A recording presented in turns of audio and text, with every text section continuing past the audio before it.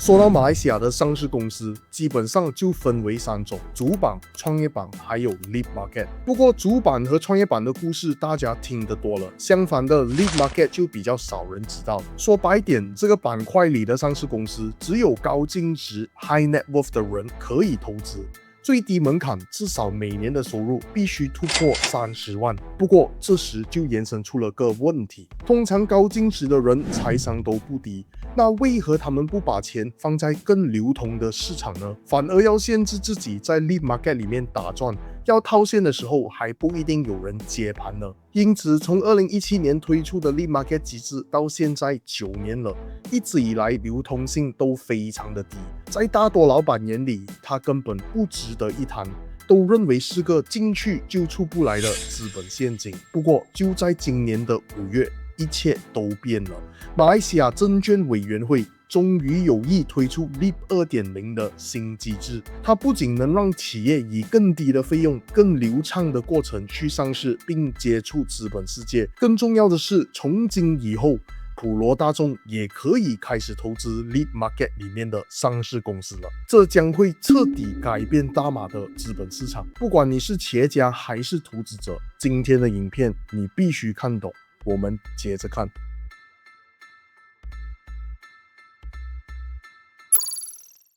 当初我认识Dato' Charles， 我们叫 Miss Charles Maiden， 是他当初来我们的一个 preview。那 preview 过后他就相信我们，也相信我们，我们就带他们做 pre-IPO， 然后最后成功上市了。在这个时段，如果从他的个人身价来计算的话，当初他的公司总市值就 Net Tangible Asset 我记得是才700万样子而已。LEAP 2.0 现在他就把整个产业链连接起来。对，当初没有，很多企业家他们现在去走上市之路。没有经过ETF，没有了。当初的时候，他是进入了上市，然后从700万，然后上市时候1亿，然后现在是6亿。对短短几年的时间，这个我是觉得一个非常好的点子，或者是一个借鉴给企业家。当初如果假设他有进入 ECF、Lead Market， 然后 ACE Market、Main Market， 如果走这条路，现在是有了这条路，他的那个身家随便算一下。可能涨了30-40倍。LEAP 出来过后，我们讲 1.0， 你会发觉到那个机制其实有很多不完善的地方，比如讲转板的机制其实还蛮缺陷的，你不能直接这样转。那现在到底是什么样的情况 ？OK， 当初 Lead Market 有很多缺陷，我可以讲这个机制很多企业家都放弃了。它最大的致命伤就是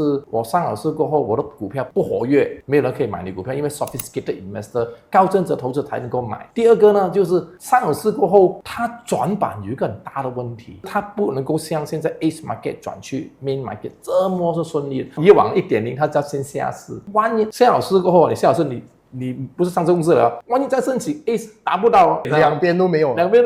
最后它慢慢改良了，隔了好多年哦。有转板机制，那个转板机制是这样，你还是必须要先下市，但是下市之前你是先申请，就是你拿到 ACE 的那个批文，你才下市，就是它确保你是能够顺利上市的。但是它还解决不了高净值投资者那一块，就是还是高净值投资才能够买你股票。来到今天也是这样啊，不是了吗？2.0 不是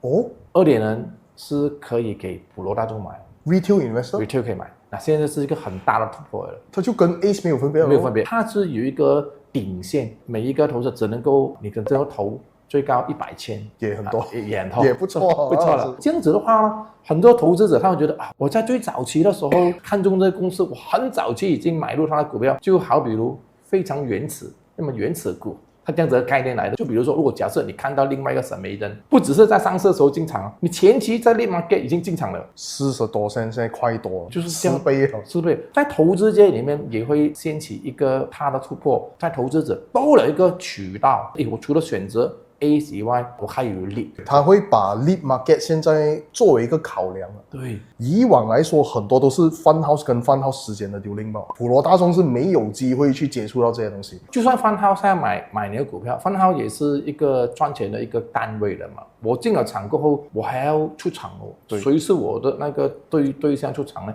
如果又不活跃，我要等哦。万一转板不成功，我就卡在那边。如果他现在是公开的，很多 retail 就不一样了。我想象它跟 ACE 差不多，没有什么大分别，只是这个呢，他们的 market cap 比较小。一般比较初创的一些企业上了市过后，然后同时有一班比较，比如说金额没有这么多的一些投资者，他可能说，我先选择在 Lead Market 来做这投资。老师，这个我想问一下你们，因为这都是 FinSource 的专业，你时常会讲一句话，就是我要确保每一个老板在上市的时候市值至少1个亿。那 Lead 呢？1个亿的一个概念，概念其实我是给予企业家有一个想法，对，一个目标，一个目标。因为以往我们学院啊，我们上市都至少1个亿，所以我们就拿一个最低门槛给他1个亿，他就能够想象到我上市1个亿，我的身价有多少。就好比很简单的，我们上市你卖25%出去最少，OK， 假设我卖多一点出去30%，就多点钱进公司，你自己老板本身有70%，70%公司值1亿，你就有7000万了，这么简单。就是老师要表达它是一种在英文们称为 no brainer 的一个 no brainer， 就是你现在虽然你净利润是 let's say 7个 million 但是如果我们以一个很普通的 PE， 就是虽然还没有上市，可能6到7，对，你再乘你都没有过5000万，也没有过5000万，对，但是如果你一上市，同样的净利润700万，不过你的 PE 13、14，对，就差不多接近1个亿了。那么当我跑到去 Lead， 其实也是一样的。我现在就给很多新创企业有一个很清晰的路途，因为现在它的机制是这样子的 ，ECF 众筹平台在马来西亚其实是一段那个历史了，只是很多时候去了众筹，很多公司拿到资金过后，很多事还是做不起。我明白老师，因为当我们聊到上市的机制的时候，market cap 换另外一种解释方法的话，其实也等于你的企业跟多少个人命成了挂钩。对，你上了市，你的企业才是真的能够发光发热，影响更多人的时刻。不过如果你还在虽然然后你每年当然还是有成长，不过到了一段时间，老板可能会觉得，我再翻我的业绩多1倍，我到底有什么意义在那边呢？企业家如果我们一直去努力打拼，没有资本思维他永远赚的钱只是一个加法，就是很难翻倍啊。但是你进入了这个资本市场，它的机制存在给你有机会可以翻多少倍。现在政府太好了，你看它连接 ECF、Lead、ACE、Main， 整条线打通，你知道吗？他画一个路给你，一条路给你。比如说你是接下来好，我要创业去，你就知道你多少人要去到 Lead， 多少人让你去到 ACE， 多少人去到 Main， 你整条路途你要去画起来，已经可以被规划，而且是有这条线是政府认可。以前这个政府有个断层，就是真正的众筹平台到现在为止没有一家在上市，没有一家，你知道吗？所以这条线政府也看到了，我又是 SCP 出来的，以前是 SC 的嘛 ，SC 也是现在有管这个 Main Market，当然 ACE Market 是不上，但是毕竟还是监管，毕竟还是政府的单位，干嘛会有断层的呢？所以他现在极力要打这条线。当然你去了 ECF， 可不可以 skip 掉不去 Lead 呢？我自己这样看呢，是可以的。如果有 ECF 给你去 Lead， 它有一个很简单的机制，应该就用这个机制了。老师，我们来讲一下这个 ECF 去 Lead 的这个机制，对于投资者来讲是非常好，他们有更多的选择。我觉得现在目前市场上，它这个机制政府已经有了。我反而觉得呢，是 ECF 的license平台要跟Lead 现在 advisor， 比如说类似像 FinSource 我们这种做资本的，我们要有一个对话。接下来你接的 case 要怎么样给你很完整的顺利去到 Lead， 去到 ACE， 因为毕竟它有它的机制。如果我们既然有这条路了，我们就只是把那个标准能够磨合。坦白讲啊，说句实话，很多企业家不看好众筹，我觉得 valuation 有点太过高。对，就算是昨天我跟一个即将上市的老板聊得好，他讲你去看任何一个众筹的项目 ，valuation 20 ，PE 20 15 16。老师，这个基本上就等于抹杀了下一个阶段的成长。这个我觉得讲得特别好。这个在市场上的确是一个阻碍了。我觉得众筹平台的那个 license holder 要跟 capital market， 就是比如说 Lead advisor 或者是 ACE advisor 要坐下来谈。如果我是一个众筹平台的 license holder， 我知道你喊20倍，我就跟你讲，你喊20倍是可以的。你有没有一个很大的突破？以后接下来你上市的时候可以给到你30倍，有没有？如果你有这样子的信心，我可以给你20倍。但是不然的话，是你喊20倍就太高了。志斌老师也上了我们的频道几集了，我蛮多人喜欢听老师分享。我觉得是因为你在资本的这个渠道里面植入了一些现实的知识，还有现实的场景。很多人都以为哇，我一接触资本我就 PE 50 PE 70多，我觉得有一点很不符合逻辑来。以后我觉得众筹在马来西亚会越来越好，但是身为老板们，你们也要去说，要了解。像老师这样子讲，你一定要去了解以后众筹过后你要做什么。做老板呢，你必须本身要有另外一个角度来做参考思维哦。买股票的朋友他们都有这样子的思维的，PE 很高哦，很贵哦，不值得。他们同时在老板的思维里面，我越卖越高，因为我收入更多钱。你要知道哦。你的股票也不能买，到最后你要想，如果我喊得太高，到最后谁买单？我觉得老师要表达的东西就是，看似好像很多人支持或者说赞成这个 PE，但其实对他来讲，可能1000块我出少钱，他并没有这个概念在那里。对，可能那1000块出，你是用了40-50倍来买来投资，对不对？但是他没有概念，没有这个概念，因为他当时候。没有任何退场机制，而且看到很多他们在1输2，他们表达的时候，他们也没有刻意去讲这个东西，他到最后其实是自己挖坑而已。因为你看这什么？因为现在这资讯太发达了，尤其是在 AI，普通的投资也好，就要聪明。如果你明知道这个情况是一个坑来了，是你拿到前期第一笔钱就一次吧，一次而已。所以你不长久，你要走长远的路，你要知道整个他们运作是怎么样。所以为什么我一直鼓励说，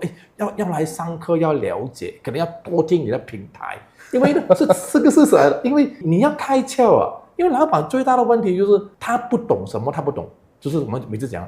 I don't know what I don't know， 这个最关键，你知道吗？我不懂，我什么不懂，就是比如说一个老板，他完全不懂资本市场，不懂。其实我有遇过，他完全不懂什么叫 PE。他就是一直去辛苦赚钱，他最后他说：“我这个公司如果给我卖到2倍、3倍，我会很开心了。”其实他不懂，原来可以卖7-8倍最少。所以你站在他的角度，你是替他觉得可惜，就是他不懂，原来市场上你这样的做东西已经是你做得很好了。这些本来都是你应该得到的，但是因为你不懂，就失去了一些机会。对，所以我一直在讲，为什么我本身一直也是看你的平台，因为我觉得资讯你分享的很好，就是一直在围绕在资本，因为企业家就是要了解资本。我们也是刚好看到那个机会了，我们也注意到有很多像老师这样子的平台，真的是做很好的这些资本的运作，但是我们就是尝试成为那个桥梁哦，让更多的老板真的是接触到这些比较真实的。你的平台太多人看了，我跟团队讲，我们要努力。没有，也谢谢老师给机会，我们要努力。现在我们换一个角度来聊这个东西。FinSource 一直以来最强的一个地方就是你很会的帮老板去规划这些资本路途。他们可能在还没有上课之前，他就觉得 OK 啦，一年300-400万就这样了。可是上了你的课后，他就觉得，老师扶持过10多间上市公司哦，就比如讲光化性啊，海威trading公司都可以上市的哦，而且以后还会做一些可能是扩展的举动啊 M&A 啊等等，可以让你整个生态圈更加健康，上游下游结合，而且 market cap 也越来越高，生意越做越好。老师，如果现在是一个初创老板在听这个东西，到底要怎样接力呢？到底要怎样进入这个 ECF 的渠道，慢慢走到去 main market？当中我觉得我们还有很多要磨合啊，就像刚比如说现在目前 ECF， 大概讲它 PE 太高，其实我们绝对不是来就是打压 ECF， 因为我本身一直在 MyStarter 呢，就是圆梦工厂那边跟吴文斌就长期合作，我就长期都相信 startup。我长期都成为他们的导师，因为我就是相信众筹是一个可以培育一个人才，又是一个奇才或商业奇才的地方，一个温床，那个是一个 incubator 的。因为我相信要有一个体系，因为这个体系就是培育一个未来的一个什么，你可以讲分分钟，如果说我们跑出一个下一个 main market 的上市公司，都是从那边来，因为所有企业都是由零开始，所以现在 ECF 已经出现了，可以对接力。KA 说，我鼓励大家去 ECF 了。它其实是一个上市的缩影来的。上市了过后，我们要去面对投资者，我们要做 roadshow。上市公司他们一上市的时候，去上电台啦、报章啦、接受访问啦，他们其实是卖他们的股票，因为有25%推动他的股票。但是你想回去 ECF 你做路演，你一开始的时候你是割一些股份出来，我多少，要人家你买你股票，其实是不是一样的？一样的东西，其实如果你在 ECF 做了东西过后，其实你后来他只是把那个格局做得更大，他让你提前体验了上市的一个程序。对，上市这里我们每3个月要就做 quarterly announcement 嘛，对不对？当然 LIP 是半年一次，但是你还是要有一个责任要汇报了。汇报的意思是汇报给投资者，我发生什么事情，你投了给我，现在我们做到什么程度，众筹也是有的，定时要给汇报，因为我本身也是有投，我也是有懂。他做的东西跟上市其实是差不多一样的，只是你很初期，你就要做起东西了。如果你经过这条路以后，你慢慢走是无形中啊，你是培育你自己往最高的地方走，也是在一个众筹平台去验证啊你的 idea， 你的初创企业是否被市场上人接受。假设如果你在众筹平台，顾名思义是众筹嘛，众筹。你就要 target 好我这个 idea 或者我这个新创企业有多少人来 buy 我这个 idea， 越多越好。做企业到最后最希望就是我的客户又是我的投资者。华阳哇，大家很喜欢去吃他东西，分分钟里面吃他的都是他投资者，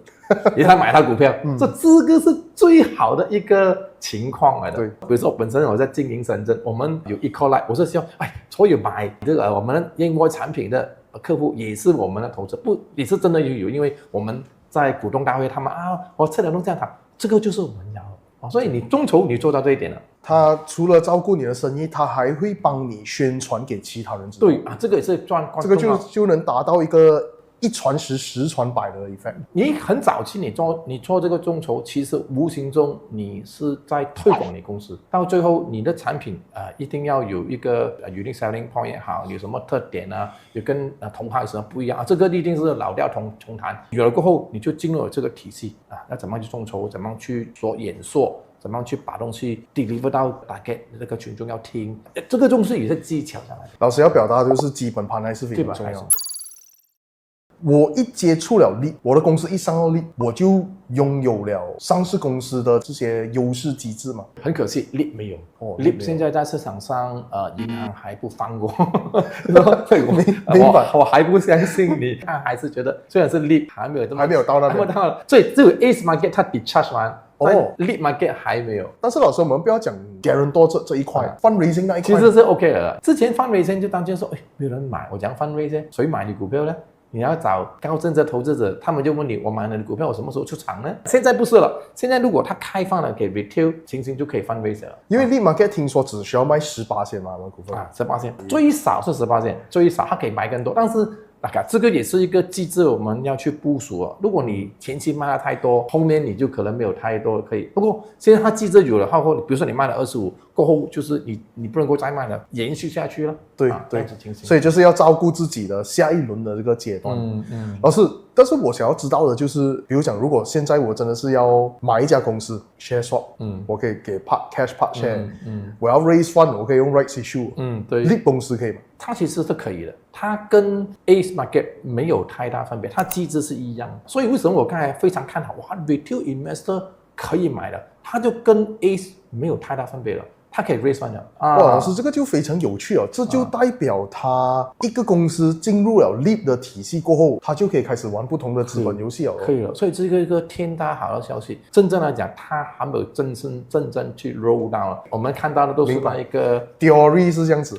这个东西，我觉得马来西亚通常它不会在资本市场很少有 U-turn 的，通常都是走下去了。所以这个会出现的，所以大家可能就做好准备，拭目以待拭目以待。而且这个时候，我觉得做企业家的多了解，因为这个是给你一个很大的一个突破。对，老师，我觉得在马来西亚也有一点很庆幸的，就是很多人以为我们的 capital market 很落后，其实没有，我们蛮激进一下，其实蛮前卫的。还有那个 ICO 也是马来西亚是很早期，这个真的是很强。然后最近我还听说 SC 要成立自己的 digital asset exchange， 对，这些都是一些未来的资本机制。当然，企业家我们做企业也非常的忙，你不需要每一个都去了解，但是你要多去看，尤其是和你行业息息相关的东西。我们先不聊 token， 也不聊 digital asset， 对，但是至少上市的机制，你们可以多关注 FinSource。比如讲，老师，我很喜欢你讲过一句话，就是我不管你要不要上市，但是我也希望你用上市的思维去经营你的企业。我觉得这个是很好的，是因为当你用一个上市的机制去经营你的企业的时候，就算你不上市你的东西也很透明，很 organize， 你要卖，你要传承，你要上市，全部东西都可以，你不会好像锁死自己在一个房间里面。对，这个就是我们一直在推动当然上市很多人讲我未必达到，但是我说没关系，未必达到，你做了这个东西过后，万一你达到了，万一达到你就可能身价100倍了是吧？只是有时候现在马来西亚太好，太棒了，很前卫，他是愿意看到不同行业、不同的企业家，他们只要他们做得好，给他一个资本之路OK，老师，可能来到影片的最后，我再聊一个我自己私自想要知道的，一个老板真的是要从 ECF 走到 main 啊，要走透这个东西，你觉得需要花多少年？东西变快了，所有东西变快，它靠科技、靠 AI 的补助之下，东西它可以加快10倍，所以整个路途以往，很多人讲哦，我要做10年才上市，我告诉你，现在绝对不用。如果你敢想 ECF 到上市平台呢，3-4年搞定，真的真的。可是这个有一点听起来很振奋人心，但是有一点还是有点胆怯。其实你看啊，因为现在科技的发达，我现在可以有分身，我要宣传渠道，我可以出得很快，reach out 很多。你看啊，现在众筹它给你有资金来源，然后有银行，然后有政府的那个支持，只要你前期你的那个产品服务你一到位，roll out快，你市场有。资金又有，你怎么不能够加快？很快了。你明明你的东西你要转，比如说你讲，我要转，我今天我的资金可以转2-3轮。现在如果你有资金全部有它，你现在慢慢成熟，有众筹，又有 PE， 现在有上市公司看着，他们了解更多资本，一资本到位，我明明1年翻3倍，我可以翻6倍、翻10倍，你这样子你的时间就更快了。对，我觉得这个机制的转换，它基本上就缩小了那个 bridging fund 的问题。真的，以前很多人会讲啊，500千的净利润想要去融300万，发梦了，真的。可是现在它就有一个机制，缩小了那个距离，让你跳一点点，跳一点点，跳一点点，但是总有一天你会跳下去上市。真的，所以你看啊，在马来西亚上市跳也3年。假设你在众筹它没有给你的时间点 ，OK。不过它有一个时间点，说你要众筹到500万过后，它给你去上利这样子。如果你1年你赚众筹成功中500万，你就可以进入了。为什么讲3-4年就这样子的意思？众筹500万就可以进利吧？它是有这样子的一个讲法，就是你成功众筹500万，你就可以顺利去申请 Lead Market 了。当然 Lead Market 有它机制，你就可以进入可以申请吧，不一定给你进啊，不一定给进。OK， 老师，你会不会觉得众筹平台似乎好像选哪一家都好像没有什么特别的优势？我必须这样讲了，前一阵子是蛮火红的，到了一个时间点呢，又有一些丑闻跑出来，很多人就在看什么情况呢？现在很多的资金，很多投资者都看 IPO。看到好的 IPO 才进场，现在又整个市场上的动荡，政府讲你们守住你的钱哦。在这个时候，很多人都不敢太花钱。花钱的时候，有一个好的项目，你真的是有难下手这个期间呢，很多时候老板辛苦了。老板就是要做一个东西的时候，他自己去找。上市也是一样，很多时候老板本身要亲力亲为，看身边有没有朋友去支持他。我明白老师，他还是要和背后的这些fund house谈好，并不是众筹阶段的问题，每一个阶段都是这样子，也很看大环境。比如讲，老师那时候我有看过一个文章，印度尼西亚的 e-fishery， 那时候不是出了一个大丑闻，做假账，对，导致了整个东南亚的融资环境都变个样过去了，人家就会给你一个打折咯。你不要融1000万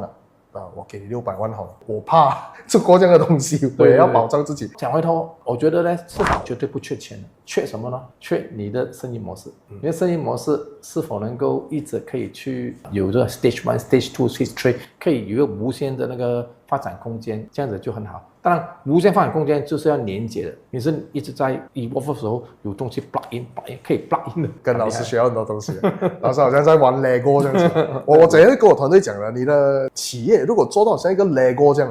谁来找你都能 plug 你进去，哇，你就很成功。真的。OK， 好，那今天就到这边。我希望大家也喜欢今天的这个节目。做一个小结论的话，就是谢谢志斌老师分享那么多Lead 2.0的这个机制的转变，但是老师也分享了，现在目前只是 circular 的意思就是它还未被落实的，所以今天你去跟 SC 谈这个东西，它还没有在，只是说老师也分享了，它很少 U-turn， 没有很少，所以它基本上应该会发生。那作为企业家，你就应该先准备好自己，对，知道说，有这样子的机制了，那以后你公司的这个资本规划是否也可以往这个方向去发展了。我也发觉到很多企业家目前在马来西亚是很缺乏资本思维的，你和他们讲去融资，他们会觉得哪来这么，可以跟大家聊一个东西，你今天不去接触资本市场的话，你就让自己少了多一个机会，因为你永远不知道市场有什么变动。但是如果市场变了呢，你需要的时候没有人来救你。所以这个东西有2个方面，一个是把你的公司打造成一个资产，